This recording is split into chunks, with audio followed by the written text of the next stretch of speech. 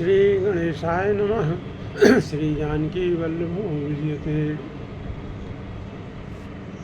सीता जी जाते वक्त बार बार घूम के देख रही हैं। राम जी की शब्द को देखकर उनका प्रेम बहुत बढ़ रहा। अब शिव जी के धनुष को कठोर जानकर वो मन में विलाप करती हुई हृदय में श्री राम जी की श्यामली मूर्त को रखकर चली।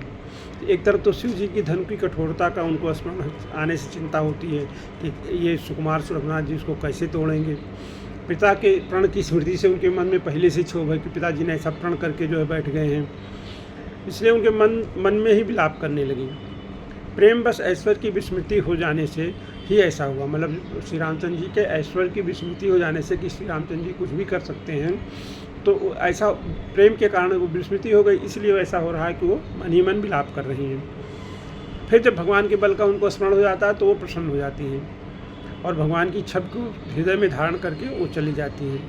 भगवान ने जब देखा कि सीता जी जो है सुख स्नेह शोभा और गुणों की जानकी जी की जाती हुई देखा, तब उनकी परम प्रेम की कोमल स्याही बनाकर उनके स्वरूप को अपने सुंदर चित्र रूपी भित्ति पर चित्रित कर लिया। उन्होंने भी उनको स्वरूप को जो है अपने चित्त में उतार लिया। अब सीता जी पुनः मंदिर में गई, तो पुनः भवानी जी के मंदिर में गई और उनके चरणों की वंदना करके बोली, जय जय गिरिवर राज किशोरी, जय महेश मुखचंद चकोरी, जय गजबदन खडानन माता, जगत जनन दामिन दुद्धा गाता।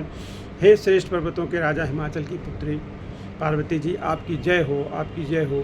हे महादेव जी के मुख रूपी चंद्रमा की चकोरी, आपकी जय हो। मतलब महादेव के मुख की ओर टकटकी लगाकर देखने वाली माता जी, आपकी जय हो। हे हाथी के मुख वाले गणेश जी और 6 मुख वाले स्वामी कार्तिकेय जी की माता, हे जगत जननी, हे बिजली की सी कांति वाली शरीर वाली, आपकी जय हो।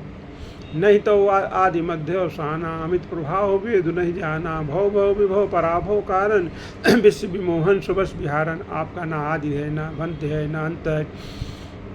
आपके असीम प्रभाव को वेद भी नहीं जानते। आप संसार को उत्पन्न पालन और नाश करने वाली हैं, विश्व को मोहित करने वाली और स्वतंत्र रूप से विहार करने वाली हैं। पति देवता सुती महु मात प्रथम तो रेख, महिमा अमित न सकै कई शारदा श्रेष्ठ। पतिदेव को इष्ट मानने वाली श्रेष्ठ नारियों में हे माता, आपकी प्रथम गणना है। जो पतिदेव को इष्ट मानती हैं उनमें आपकी पहली गणना है। आपकी अपार महिमा को हजारों सरस्वती और शेष जी भी नहीं कह सकते हैं। सेवत्नो सुलभ फलचारी, वरदायनी पुरारी प्यारी, देवी पूज पद कमल तुम्हारे, सुर नर मुनि सब हों सुखारे। हे मुमांगा बर देने वाली, हे त्रिपुर के शत्रु शिव जी की प्रिय पत्नी, आपकी सेवा करने से चारों फल सुलभ हो जाते हैं। हे देवी, आपके चरण कमलों की पूजा करके देवता मनुष्य और मुनि सभी सुखी हो जाते हैं। मोर मनोरथ जानो नी के बसों सदा उर्पुर सबहीं के, उन्हें प्रकट न कारण ते ही बस कई चरण गए वैदे ही। मेरे मनोरथ को आप भली भांति जानती हैं, क्योंकि आप सदा सबके हृदय रूपी नगरी में ही निवास करती हैं, इसलिए आप मेरे मनोरथ को जानती हैं। मेरे हृदय में क्या है वो जानती हैं, इस कारण मैंने उसको प्रकट नहीं कहा है। ऐसा कहकर जानकी जी ने माता जी के चरण पकड़ लिए। विनय प्रेम बस भय भवानी, खसी माल मूर्ति मुस्कानी, सादर से प्रसाद श्रीधर बोली, गौर हरसी भर। गिरिजा जी सीता जी के विनय और प्रेम के बस में हो गई और उनके गले की माला जो है खिसक गई पड़ी और मूर्ति मुस्कुराई। सीता जी ने आदरपूर्वक उस प्रसाद को सिर पर धारण कर लिया। जो माला खिसक गई, मूर्ति मुस्काई, उस प्रसाद को माला को उन्होंने सिर पर धारण किया। गौरी जी का हृदय हर्ष से भर गया और बोली, सुन सी सत्य शीश हमारी, पूजे मन कामना तुम्हारी, नारद बचन सदा सुसाचा, सो बर मिले जाओ मन वाचा। हे सीता, हमारी सच्ची आशीष सुनो, तुम्हारी मन कामना पूरी होगी। नारद जी का वचन सदा पवित्र और सत्य है। जिसमें तुम्हारा मन अनुरक्त हो गया वही वर तुमको मिलेगा। मन जाहि राचो मिले सोबर, सहे सुंदर सांवरो, करुणा निधान सुजानशील, स्नेह जानत रावरो। जय भांति गौरी श्री सुनसी सहित हर्षी अली, तुलसी भवानी है पूज पुन पुन मुदित मन मंदिर चली। जिसमें तुम्हारा मन अनुरक्त हो गया है वही स्वभाव से सुंदर सांवला वर श्री रामचंद्र जी तुमको मिलेगा। वो दया का खजाना और सुजान है, तुम्हारे शील और स्नेह को जानते हैं। इस प्रकार श्री गौरी जी का आशीर्वाद सुनकर जानकी जी में सभी सखियाँ जो है हर्षित हो गई हृदय में। तुलसीदास जी कहते हैं कि भवानी जी को बार बार पूछकर सीता जी प्रसन्न मन से राजमहल को लौट गई। जान गौर अनुकूल सी हरस न जाय कहे, मंजुल मंगल मूल बामंग फरकन लगे।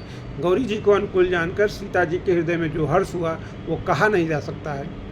सुंदर मंगलों के मूल उनके बाएं अंग फड़कने लगे। हृदय में सीता जी के सौंदर्य की सराहना करते हुए दोनों भाई गुरु जी के पास गए।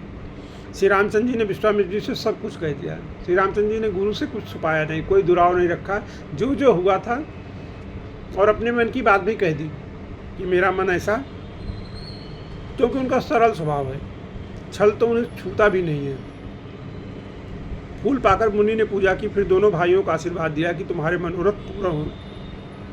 ये सुनकर श्री राम लक्ष्मण जी सुखी हुए।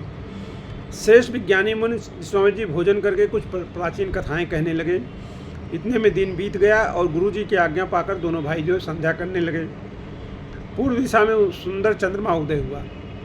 चंद्रमा जो है वो पूर्व दिशा में उदय हुआ। श्री रामचंद्र जी ने उसे सीता के मुख के समान देखकर सुख पाया कि तो चंद्रमा जो है सीता जी के मुख के समान है। फिर मन में विचार किया ये चंद्रमा सीता जी के मुख के समान नहीं है, नहीं, सीता जी के मुख के समान नहीं है।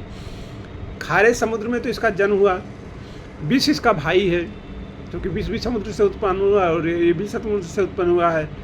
दिन में है मलिन रहता है और कलंकी है, इसको काले दाग भी हैं। बेचारा गरीब चंद्रमा जो है वो सीता जी के मुख की बराबरी कैसे कर सकता है। फिर यह घटता बढ़ता है और बेरणी स्त्रियों को दुख देने वाला है। राहु अपनी संध में पाकर इसे ग्रस लेता है। चकवे को शोक देने वाला और कमल का वैरी है। हे चंद्रमा, तुझमें बहुत से अवगुण हैं जो सीता जी में नहीं है। जो तुम्हारे अवगुण हैं सब सीता जी में नहीं है। कोक शोकप्रद पंकज द्रोही, अवगुण बहुत चंद्रमा तो ही। तुम्हें बहुत अवगुण है, सीता जी में ही नहीं है। अतः जानकी जी के मुख की तुझे उपमा देने से बड़ा अनुचित कार्य करने का दोष लगेगा। इस पर चंद्रमा जी के बहाने सीता जी के मुख की छवि का वर्णन करके बड़ी रात हो गई और वो गुरु जी के पास चले गए। मुनि के चरण कमलों में प्रणाम करके आज्ञा पाकर उन्होंने विश्राम किया। रात बीतने पर रघुनाथ जी जागे और भाई जी को देखकर ऐसा कहने लगे कि हे तात, देखो कमल चक्रवाक और समस्त संसार को सुख देने वाला अरुणोदय हुआ है। लक्ष्मण जी दोनों हाथ जोड़कर प्रभु के प्रभाव को सूचित करने वाली कोमल वाणी में बोले कि अरुणोदय होने से सूर्य निकला है, अभी अभी होने से कुमुदनी सकुचा गई और तारागणों का प्रकाश फीका पड़ गया। जिस प्रकार आपका आना सुनकर सब राजा यहाँ पे बलहीन हो गए हैं, आप आए हो ये सुनकर सारे राजा यहाँ पे जो आए हैं वो सब बलहीन हो गए हैं। ऐसे ही अरुणोदय होने से जैसे कुमुदनी सकुचा गई है और तारागणों का प्रकाश फीका पड़ गया है। सब राजा रूपी तारे उजाला करते हैं, पर वह धनुष रूपी महान अंधकार को हटा नहीं सकते हैं। धनुष रूपी महान अंधकार, राजा जो है ये तारा रूप है, छोटा उजाला कर सकते हैं, लेकिन ये धनुष रूपी जो महान अंधकार है इसको हटा नहीं सकते। इसके लिए सूर्य चाहिए। रात का अंत होने से जैसे कमल, चकवे, भौरे और नाना प्रकार के पक्षी हर्षित हो रहे हैं, वैसे ही हे प्रभु आपके सब भक्त धनुष टूटने पर सुखी होंगे। सूर्य उदय हुआ, बिना परिश्रम ही अंधकार नष्ट हो गया, तारे छिप गए, संसार में तेज का प्रकाश हो गया है। हे रघुनाथ जी, सूर्य अपने उदय के बहाने सब राजाओं को आपका प्रताप दिखलाया है।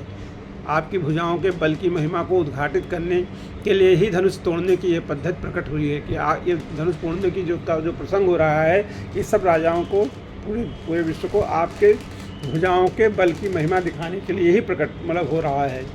भाई के वचन सुनकर प्रभु मुस्कुराए। फिर स्वभाव से ही पवित्र श्री राम जी ने नित्य कर्म करके स्नान किया और नित्य कर्म करने के वो गुरु जी के पास चले गए। आकर उन्होंने गुरु जी के चरण कमलों में सिर नवाया। तब जनक जी ने सतानंद जी को बुलाया और उन्हें तुरंत ही विश्वामित्र मुनि जी के पास भेजा। उन्होंने जाकर जनक जी की विनती सुनाई। विश्वामित्र जी दोनों भाइयों को बुलाया। सतानंद जी के चरणों की वंदना करके प्रभु रामचंद्र जी गुरु जी के पास जा बैठे। तब मुनि कहा, हे तात, चलो, जनक ने बुला भेजा है, मतलब धनुष का शुरू होने वाला है। चलकर सीता जी के स्वयंवर को देखना चाहिए। देखें ईश्वर किसको बढ़ाई देता है। अभी मतलब इन लोगों का गुरु जी प्रकट नहीं कर रहे हैं कि धनुष आपको तोड़ना है। अभी तो गुरु जी कह रहे हैं बस हम लोग स्वयंवर देखने आए हैं, अभी देखते हैं, चलो ईश्वर किसको बढ़ाई देते हैं, मतलब कौन, मतलब ईश्वर की कृपा से कौन धनुष तोड़ता है। लक्ष्मण जी ने कहा, हे नाथ, जिस पर आपकी कृपा होगी वही बढ़ाई का पात्र होगा। लखन कहा, जसु भाजन सोई नाथ कृपा तो जा पर होई, जिस पर आपकी कृपा होगी वही उसी को बड़ाई मिलेगी धनुष तोड़ने की। इस शेष वाणी को सुनकर मुनि प्रसन्न हुए, सभी ने सुख मानकर आशीर्वाद दिया। फिर मुनियों के समूह समुहित कृपाल श्री रामचंद्र जी धनुष यज्ञशाला देखने गए। दोनों भाई वहाँ आए यज्ञशाला में। ऐसी खबर पाकर सब नगरवासियों ने, बालक जवान बूढ़े सब जो है अपने अपने घर के काज छोड़कर यज्ञशाला की ओर चले। जब जनक जी ने देखा कि बहुत भीड़ हो गई है यज्ञशाला में, तब उन्होंने सब विश्वासपात सेवकों को बुलाया और सबको जो है जगह जगह सबको बैठने के लिए यथायोग्य आसन दिलवाया।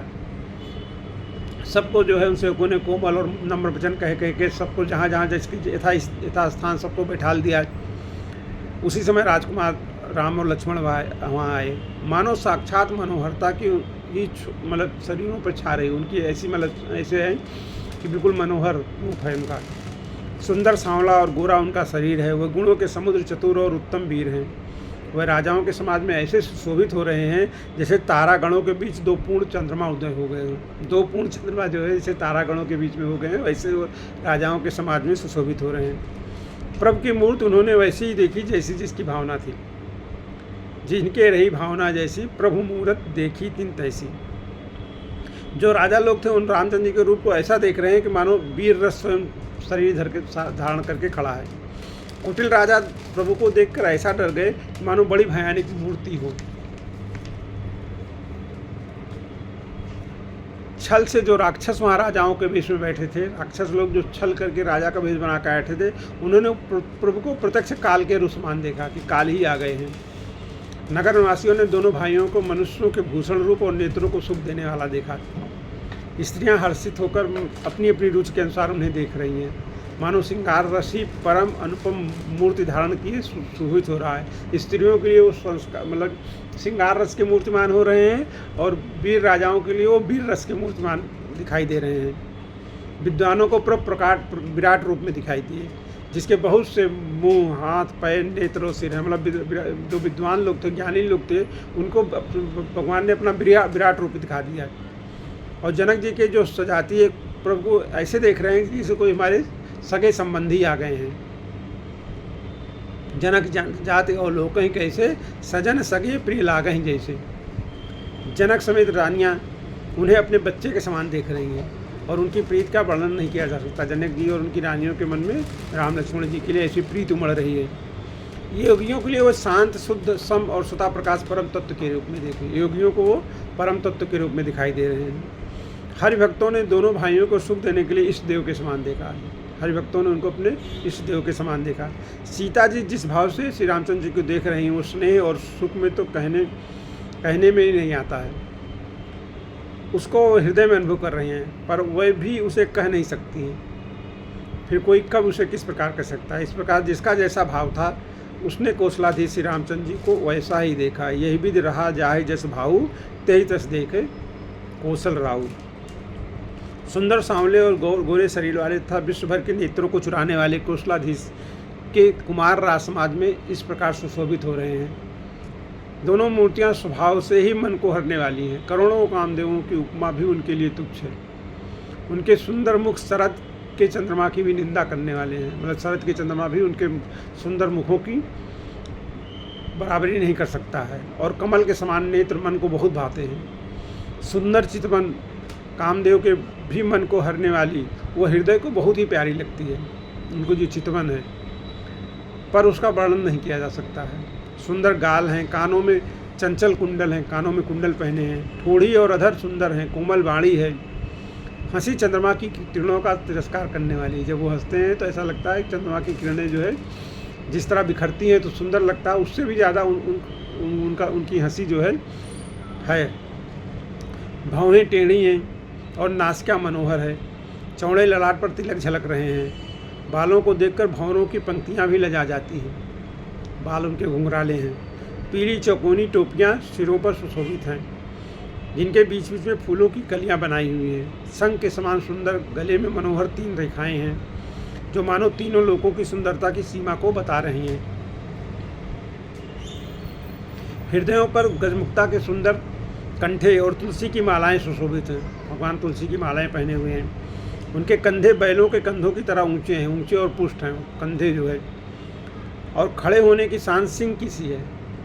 और भुजाएं विशाल और बल की भंडार हैं। कमर में तरकस और पीताम्बर बांधे हैं, हाथों में बाण और बाएं सुंदर कंधों पर धनुष और पीले यज्ञोपवीत सुशोभित हैं। नख से लेकर शिखा तक सब अंग सुंदर हैं। उन पर महान शोभा छाई हुई है। उन्हें देखकर सब लोग सुखी हुए। नेत्र एकटक हैं, तार पुतलियां भी नहीं चलती हैं। जनक जी दोनों भाइयों को देखकर हर्षित हुए। तब उन्होंने जाकर मुनि के चरण कमल पकड़ लिए, विनती करके अपनी कथा सुनाई और मुनि को सारी रंग भूमि जो है दिखलाई। दोनों श्रेष्ठ राजकुमार जहाँ जहाँ जाते हैं वहाँ वहाँ सब कोई आश्चर्यचकित होकर उन्हें देख लेते हैं। मुनि के साथ वो यज्ञशाला को देख रहे हैं। सबने राम जी को अपनी अपनी ओर ही मुँह किए हुए देखा। सबने ये देखा कि भगवान जी उनकी ओर ही मुँह किए हुए हैं। भगवान का ऐसा स्वभाव है। भगवान जब अयोध्या वापस लौटते हैं तो देखते हैं कि सब लोग जो है मिलने के लिए खड़े हैं। तो भगवान ने उस समय अपना अमित रूप प्रकट किया और सबके साथ उन्होंने एक ही बार में मिल लिए। तो सबको यही लगा कि भगवान सबसे पहले हमसे मिले। भगवान का ऐसा ही स्वभाव है, वो मतलब जो है छोटा बड़ा नहीं करते हैं। सबको उन्होंने अब अमित रूप प्रकट किया और सबसे मिल लिए। तो सबको लगा कि भगवान ने सबसे पहले हमसे ही मुलाकात की।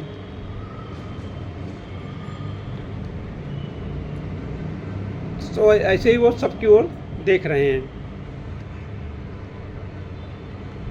मुनि ने राजा से कहा, किसी को पता नहीं चल रहा कि मतलब वो ऐसा देख रहे हैं। वो कह रहे ना कि निज निज खुराम ही सब देखा, को न जाए कछु मरम विशेखा। मतलब कोई समझ नहीं पाया इसका मरम की क्यों है, लेकिन सब ने देखा कि बस भगवान हमको ही देख रहे हैं। मुनि ने राजा से कहा कि रंगभूमि की रचना बड़ी सुंदर है। राजा प्रसन्न हुए, उन्हें बड़ा सुख मिला। सब मंचों से एक मंच अधिक सुंदर, उज्जवल और विशाल था। राजा ने मुनि सहित दोनों भाइयों को उस मतलब विशाल मंच पर बिठाया जो सब मतलब मंचों से अलग बना हुआ था। प्रभु को देखकर सब राजा हृदय में ऐसे हार गए, उत्साहहीन हो गए जैसे पूर्ण चंद्रमा के उदय होने पर तारे प्रकाशहीन हो जाते हैं। राजा जो जितने राजा आए थे धनुष तोड़ने के लिए आकांक्षा से, वो अपने मन में उनको देखते ही निराश हो गए। सबके मन में ऐसा विश्वास हो गया कि श्री रामचंद्र जी ही धनुष को तोड़ेंगे, इसमें संदेह नहीं है। शिव जी के विशाल धनुष को बिना तोड़े भी सीता जी श्री रामचंद्र जी के गले में माला डाल देंगी। यह भाई ऐसा विचार कर यश प्रताप बल और तेज गंवाकर अपने अपने घर चलो। मतलब लोग को कह रहे हैं कि भाई ये बिना मतलब धनुष तोड़े ही माला डाल देंगी, इतने सुंदर हैं, तो आप जो है हम लोग यहाँ से चलो। दूसरे राजा जो अविवेक से अंधे हो रहे हैं, जो राजा अविवेक से अंधे हो रहे हैं, जिनको अविवेक है, जिनको विवेक नहीं है कि भगवान आ गए हैं तो धनुष वही तोड़ेंगे, वो क्या है अभिमानी थे। वही बात सुनकर हंसे। वो बोले धनुष तोड़ने पर भी विवाह होना कठिन है। वो राजा लोग कह रहे हैं कि धनुष टूट जाएगा तो भी हम जानकी जी को हाथ से जाने नहीं देंगे, हम ही विवाह करेंगे। बाद में उन लोगों ने प्रयत्न भी किया। फिर बिना तोड़े तो राजकुमारी जी को ब्याह ही कौन सकता है। काल ही क्यों ना हो, एक बार तो सीता जी के लिए उसे भी हम युद्ध में जीत लेंगे। एक घमंड की बात की सुनकर दूसरे राजा जो धर्मात्मा हरिभक्त और सयाने थे वो मुस्कुराए। उन्होंने कहा, राजाओं के गर्व दूर करके श्री रामचंद्र जी सीता जी को ब्याहेंगे। महाराज दशरथ के रण में दो माँ के पुत्रों को युद्ध में जीत ही कौन सकता। सीए ब्याह जो धर्मयुक्त राजा थे, सयाने थे, हरिभक्त थे, वो राजा कह रहे हैं दूसरे राजाओं से जो अहंकारी और अभिमानी थे कि सीए ब्याह राम गर्व दूर कर निपन के। ये मतलब ये राजाओं का जो है अभिमान तोड़ के रामचंद्र जी सीता जी को ब्याह करेंगे। जीत को सख संग्राम दशरथ के रण बांकुरे। दशरथ के रण बांकुरे, दशरथ के पुत्र जहाँ पे हैं वहाँ पे रण को कोई जीत नहीं सकता है। इसलिए व्यर्थ ज्ञान मत बजाओ और मन के लड्डुओं से भी कहीं मतलब बुझती है। हमारी परम पवित्र निकट सीख को सुनो। सीता जी को अपने जी में साक्षात जगत जननी समझो और जगन्नाथ जी को अपना जगत पिता समझो और ऐसा विचार कर नेत्र भरकर उनकी छवि देख लो। सुंदर सुख देने वाले और समस्त गुणों की राशि दोनों भाई शिव जी के हृदय में बसने वाले हैं। स्वयं शिव जी भी जिन्हें अपने हृदय में समाये रहते हैं वही तुम्हारी आंखों के सामने आ गए। कितनी बढ़िया बात हरिभक्त राजा बता रहे हैं दूसरे राजाओं को कि इनको जगत के माता पिता के रूप में देखकर इनकी छवि को अपने हृदय में बसा लो। शिव जी भी इन्हीं की छवि को अपने हृदय में बसाए रखते हैं। समूप आए हुए अमृत के समुद्र को छोड़कर जानकी जी को पत्नी के रूप में पाने की दुराशा रूपी मिथ्या मृगजाल को छोड़कर दौड़कर क्यों मरते हो। मतलब जानकी जी को पत्नी के रूप में पाने की जो तुम्हारी मृग जल मिथ्या मृग जल होता है ना, तो वो उसको उसमें मत पढ़ो। और ये जो अमृत के समान भगवान का रूप तुम्हारे सामने उस पर उपस्थित हुआ, भगवान और भगवती का, जगत जननी माता जानकी और जगत पिता भगवान श्री रघुनाथ जी का, इस रूप का जो है वो कर लो। ऐसा कर कर अच्छे राजा जो है प्रेम मग्न होकर श्री राम जी का अनंत रूप देखने लगे। देवता लोग भी आकाश में विमानों से चढ़कर दर्शन कर रहे हैं और सुंदर गान करते हुए फूल बरसा रहे हैं। तब सुअवसर जानकर जनक जी ने सीता जी को बुला भेजा। सब चतुर और सुंदर सखियाँ सीता जी को आदरपूर्वक ले आईं। रूप और गुणों की खान जानकी जी, जगत जननी की शोभा का वर्णन नहीं हो सकता है। उनके लिए मुझे सब उपमाएं तुच्छ लगती हैं। तुलसीदास जी कह रहे हैं मैं उनका कैसे वर्णन करूं, क्योंकि वे लौकिक स्त्रियों के अंगों से अनुराग रखने वाली हैं। जो भी उपमा दी जाएंगी वो लौकिक स्त्रियों के अंगों से अनुराग रखने वाली होंगी, इसलिए उनकी शोभा जो है वो उनकी शुद्धि नहीं जा सकती है। सीता जी के वर्णन में उन्हीं उपमाओं को देखकर कौन कुकब कहलाएगा। उन्हीं उपमाओं से सीता जी का वर्णन करने की से मतलब जो है कुकब का वो मिलेगी।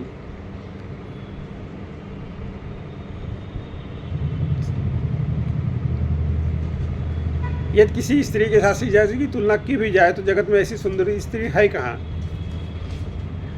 पृथ्वी की तो कहने बात ही छोड़ दीजिए, देवताओं की स्त्रियों में भी ये देखा जाए तो इनकी अपेक्षा सब मतलब कोई इनसे ज़्यादा सुंदर नहीं है। सरस्वती जी तो बहुत बोलने वाली हैं, पार्वती जी अर्धांगिनी हैं,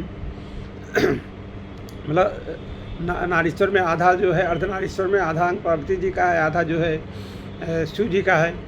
कामदेव की स्त्री रति पति को बिना शरीर का जानकर बहुत दुखी रहती हैं, तो उनसे भी इनकी उपमा नहीं दी जा सकती हो कि बहुत दुखी रहती हैं कि हमारा पति जो है बेशरीर हो गया है। जिनके विष और मद्यपान जैसे प्रिय भाई हैं, उन लक्ष्मी जी के समान तो जानकी को कहा ही कैसे जाए। अब जानकी लक्ष्मी जी के समान भी जानकी जी को इसलिए नहीं कहा जा सकता है कि उनके जो है लक्ष्मी जी के जो है वहाँ से मदिरा, मतलब समुद्र से मदिरा और विष दोनों निकला था, तो उनके जो है विष और मध्य जो है जैसे भाई हैं, तो जानकी जी की से उनकी तुलना नहीं की जा सकती है। जिन जानकी जी की बात वो निकली थी खारे समुद्र से, लक्ष्मी जी की बात जो है की जा रही है वो खारे समुद्र से की निकली थी, तो जिनको मथने के लिए भगवान ने अति कर्कश पीठ वाले कच्छप का रूप धारण किया था। रस्सी बनाई गई महान विषधर बासुकी नाग की। वो कह रहे हैं मतलब लक्ष्मी जी से तुलना इसलिए नहीं की जा सकती, वो निकली थी ऐसी जगह से जहाँ कच्छप की पीठ पे मंदराचल रख के विष मतलब सांप के रस्सी बना के और उनको देवता और दैत्यों ने मिलकर मथा था। तो इस प्रकार का संजोग है, तो मतलब उनसे जो है तुलना नहीं की जा सकती है जानकी जी की। सखियाँ सब जानकी जी को लेके आईं और मनोहर बाड़ी में अपना गीत गा रही हैं। जानकी सीता जी के नवल शरीर पर सुंदर साड़ी से शोभित है। जगत जननी की महान छवि अतुलनीय है। सब आभूषण अपनी अपनी जगह पर शोभित हैं, जिन्हें सखियों ने अंग अंग में भली भांत सजाकर पहना है। जब सीता जी ने रंगभूमि में पैर रखा तब उनका रूप देखकर स्त्री पुरुष सब मोहित हो गए। देवताओं ने हर्षित होकर नगाड़े बजाए और पुष्प बरसाकर अप्सराएं गाने लगीं। सीता जी के कर कमलों में जयमाला सुशोभित है। सब राजा चकित होकर अचानक उनकी ओर देखने लगे। सीता जी चकित नेत्र से श्री राम जी को देखने लगी। तब सब राजा लोग मोह के वश हो गए। सीता जी ने मुन के पास बैठे हुए दोनों भाइयों को देखा और उनके नेत्र अपना खजाना पाकर ललचाकर वहीं लग गए, वहीं स्थिर हो गए। परंतु गुरुजनों की लाज से तथा अपने बहुत बड़े समाज को देखकर सीता जी सकुचा गईं। वह श्री राम जी को हृदय में लाकर सखियों की ओर देखने लगी। श्री राम जी का रूप और सीता जी की छप देखकर स्त्री पुरुषों ने पलक मारना छोड़ दिया। सभी अपने अपने मन में सोचते हैं पर बहुत सकुचाते हैं। मन ही मन विधाता से विनती कर रहे हैं कि हे विधाता, जनक की मूर्ता को शीघ्र लीजिए। जनक जी को इतना प्रेम हो गया, कोई रहे जनक जी की मूर्ता को शीघ्र लीजिए और हमारी ही ऐसी सुंदर बुद्धू ने दीजिए जिससे वो बिना विचारे ही राजा अपना प्रण छोड़कर सीता जी का विवाह रामचंद्र जी से कर दें। संसार उन्हें भला कहेगा क्योंकि ये सब बात हर किसी को अच्छी लगेगी। हट करने के अंत में उनका हृदय जलेगा। सब लोग इसी लालसा में मग्न हो रहे हैं कि जनक जी के योग वर तो ये रामचंद्र जी हैं। तब राजा जनक ने भाटों को बुलाया कि भाई हमारे वंश की बिरदावली वो लोग गाते हैं, वंश की कीर्ति गाते हैं। राजा ने कहा कि जाकर मेरा प्रण कहो। भाट चले और उनके हृदय में भी आनंद कम नहीं था। जो भाट लोग थे, जो मतलब राजाओं की प्रशंसा में गीत गाते हैं, और उन्होंने जाकर कहा भाटों ने कि हे पृथ्वी की पालना करने वाले राजागण, सुनिए, हम भुजा उठाकर महाराज जनक जी का विशाल प्रण कहते हैं। राजाओं की भुजाओं का बल चंद्रमा है, शिव जी का धनुष राहु है, ये भारी है, कठोर है, ये सबको विदित है। बड़े भारी योद्धा रावण और बाणासुर भी इस धनुष को देखकर चुप्पे से चलते बने। उसी शिव धनुष के कठोर धनुष को आज इस राज समाज में जो भी तोड़ेगा, तीनों लोगों की विजय के साथ ही उसको जानकी जी बिना किसी विचार के हठ पूर्वक वर्ण करेंगी। बिना विचार किए कि उसके क्या गुण अवगुण हैं, बस केवल धनुष तोड़ दे और उसको जानकी जी है हठ पूर्वक वर्ण कर लेंगी। प्रण सुनकर सब राजा ललचा उठे। जो वीरता के अभिमानी थे वह मन में बहुत ही तमतमाए कि भाई हम तो कमर कसकर कुलाकर उठे और अपने इष्ट देवों को सिर नवाकर चले। बड़े ताव से जाके शिव जी के धनुष को देखते हैं और फिर निगाह जमाकर उसे पकड़ते हैं। करोड़ों भांत से जोर लगाते हैं पर उठता ही नहीं हो, तिल भर नहीं उठा जो है। जिन राजाओं के मन में कुछ विवेक है वो धनुष के पास जाते ही नहीं है। जो पहले जिन्होंने समझाया था पहले कि भाई मत जाओ वहाँ, जो है जगत माता और जगत जननी श्री रामचंद्र जी जगत पिता हैं और वो जगत जननी है, वह मूर्ख राजा जो है बार बार धनुष को पकड़ते हैं, पर जब नहीं उठता तो लजाकर चले जाते हैं।